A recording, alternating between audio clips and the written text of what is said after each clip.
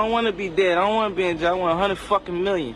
It's easy to pull it's easy to pull the trigger though. It's easy to pull the trigger, but it ain't easy to move your mom out the hood. That's a real man job.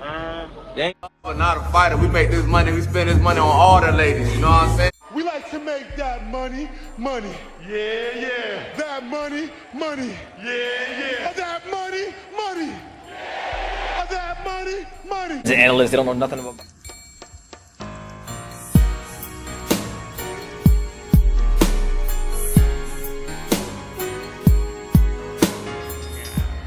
Introducing Jonnie Rice.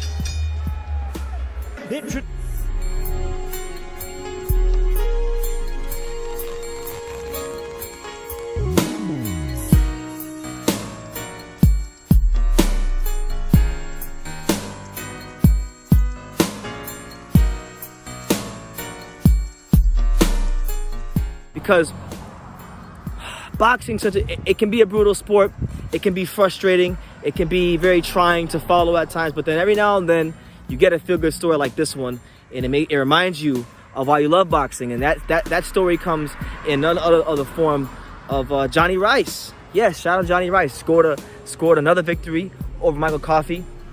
Put to bed the Michael Coffey saga. You know, a lot of people didn't think that Jonnie Rice could beat Michael Coffey in the rematch. A lot of people thought that the first fight was a fluke. A lot of people thought that Jonnie Rice didn't have the quality and more so the mentality to beat Michael Coffey again, because his whole career he's been an opponent. You know, he lost to Tony Yoka, he's lost to Efe Ajagba, Dempsey McKean. Been put in really, really, really tough. You know, if you add up the record of the guys he's fought at the time he's fought them and lost to them, it's been like 75-1 or something like that. So Jonnie Rice has been put in tough. But you know what? When you lose in life and when you lose as a fighter, you're never entitled to be the fighter you once were. You can change. If you have it within your heart, soul, and spirit to make the changes and do better, you can. And you know, when I first met Jonnie Rice, he had just lost to Efe Ajagba. He was in South Florida at Mundo Boxing Gym, training with Philip Hrgovic, trying to get himself right. And ever since I met him, he hasn't lost a fight. Ever since that training camp with Hrgovic, he hasn't lost a fight. And he was getting good work in. And you know, look. As far as this fight with Michael Coffey, there was definitely some flaws. You know, I think Jonnie Rice could definitely come in better shape. I think Jonnie Rice could look for his left hook a little bit more. But all in all, he did what he had to do.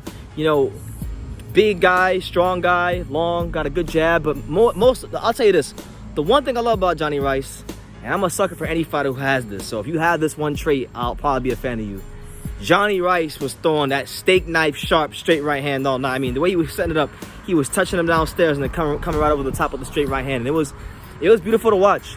It was beautiful to watch Jonnie Rice continuously set up the right hand and land it on Coffey and make him miss and just be, you know, smooth in the pocket and calm. Maybe not smooth, but calm. He was calm in the pocket, whether he got hit or parried the shots or slipped the shots. He was very, very composed. And it's a great win for a guy that, you know, has been an opponent in his career. And he said so eloquently, he can quit his job now. He can now go pursue greener pastures in life. And that's what boxing's about. Boxing's about, you know, coming from nothing and pursuing those greener pastures. You know, what could be next? What could be next to Jonnie Rice? You know, let's talk about it. You know, Luis Ortiz just won his fight against Charles Martin. And you know, I know Philip Hrgovic is calling him out, and maybe that could be an option. Maybe Luis Ortiz could be an option, because if he can't secure a big fight, which is what I know he wants, I know that Ortiz is gonna want the big fights against the big names. But listen, boxing sometimes it's hard. Sometimes we don't always get what we want. We don't always get those big fights right away. So maybe, I'm just saying, I'm throwing it out there, maybe Jonnie Rice versus Luis Ortiz could be an option. But I'll tell you this: if it happens, he needs to come in better shape, because if he comes in that same shape he came in against Michael Coffey, he'll be in trouble. But you know, that could be an option. Maybe Charles Martin, maybe Gerald Washington. I don't know. There's options out there for Jonnie Rice. I think he's someone that, because Fury told me that the kid was unbelievable. believable that he's largely responsible for how well Tyson Fury performed in the fight. Sugar Hill Stewart had this plan for Tyson Fury, and he needed a guy who could move, who's big and so forth, and could give Fury a battle. Virtually every day, Jairo sparred with him. I saw at least 4 sparring sessions with the two of them, and he really earned his stripes with Fury. So there you have it, Jared Anderson. It's very likable. You know, a lot of boxing fans are just now finding out who he is, but he's very likable, man. He's unapologetically himself, and you know, in this world where you got people putting on filters, not being themselves, it's always nice to run into somebody that's just unapologetically themselves. They mean what they say, and they say what they mean, and they don't care how smart or stupid they sound. I love Jonnie Rice, man, and I was so happy to be there to support him for the fight. I was yelling at him. You know, I was sitting really close to the ring, and I was yelling at him. I was telling him, I was like, hey man, let's get this money. Hit him with that right hand. Make him feel you, Johnny. Don't let Michael Coffey take what's yours, and he didn't, and he deserves all the credit in the world, because a lot of these fighters, right? A lot of these fighters in boxing, they get coddled, they get protected, they get spoon-fed. You have those fighters, you have those guys, but then you have the guys that maybe come into boxing a little bit late. Maybe they didn't have a boxing background. Maybe they had to do a lot of learning on the fly, and they took some bumps on the road along the way, but they found it within their heart, soul, and might to pick themselves up, get their shit together, and start becoming the fighter they're supposed to be, and giving themselves a chance to win in the boxing ring. And Jonnie Rice is doing that, and I want to use this video to give him a shout out and to give him some encouragement, because I don't feel like this should be the end for Johnny. I feel like he should continue to push for more. You beat Michael Coffey, great, congratulations. I hope the money you have coming in the future, you invest it well and you do great for yourself. But don't just stop there. Continue to push yourself to be better. Continue to get into better shape. Don't stop learning. Don't get complacent. And don't sell yourself short. Be all you can be.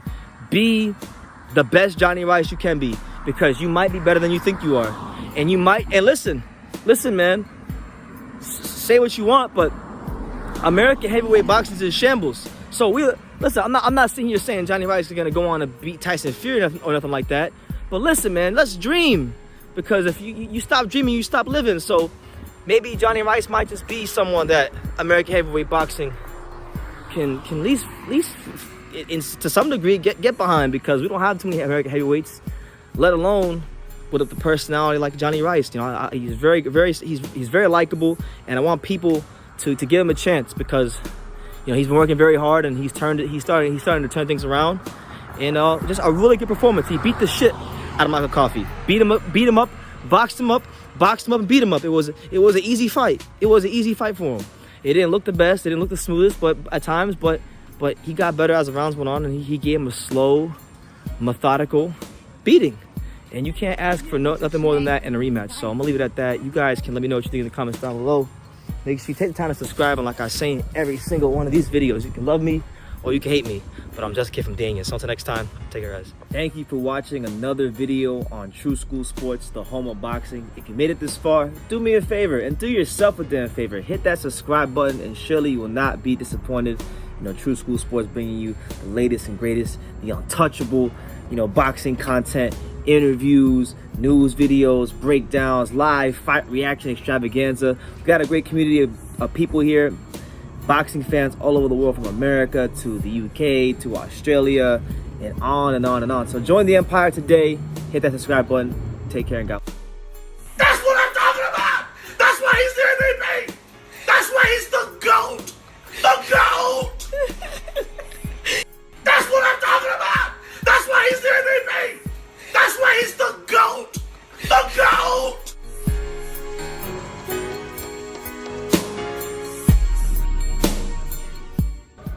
Now, baby, listen, we gotta talk. You spending too much money, baby. Lulu, what kind of bag is that? What? Oh, open that up. Baby, open that up. Open that up. Open that. I'm not playing. Open that up. Do you want to show this? And the watch. Let me see the watch. Let me see the watch. Come on, yo. You gotta slow down, baby. I ain't fighting a while, baby. I ain't fighting a while. You gotta slow down with all the spinning, baby. Chill.